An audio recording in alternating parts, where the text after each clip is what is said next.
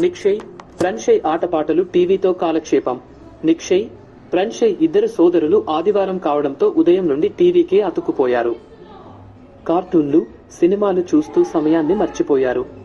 అది చూసిన వాళ్ల నానమ్మ, ఒరేయ్ పిల్లలు, రోజంతా అలా టీవీ చూస్తే కళ్ళు పాడైపోతాయి, వెళ్లి ఆడుకోండి అని గట్టిగా హెచ్చరించింది. కాని వాళ్లు ఆ మాట పట్టించుకోకుండా అలాగే చూస్తూ ఉండిపోయారు. అమ్మ సీరియస్. పిల్లలు నానమ్మ మాట వినకపోవడం గమనించిన వాళ్ల అమ్మ సమత అక్కడికి వచ్చి వెంటనే వాళ్ల చేతిలో ఉన్న రిమోట్ లాక్కొని టీవీ ఆఫ్ చేసింది.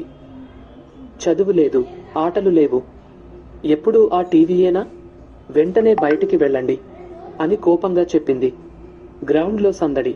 అమ్మ కోపంగా ఉండటంతో ఇద్దరూ సైలెంట్ గా తమ సైకిళ్లు తీసుకుని దగ్గర్లోని గ్రౌండ్ కు వెళ్లారు. అక్కడ చల్లని గాలిలో కాసేపు ఒకరితో ఒకరు పోటీ పడుతూ సైకిల్ తొక్కారు. ఫుట్బాల్ మరియు పతంగి.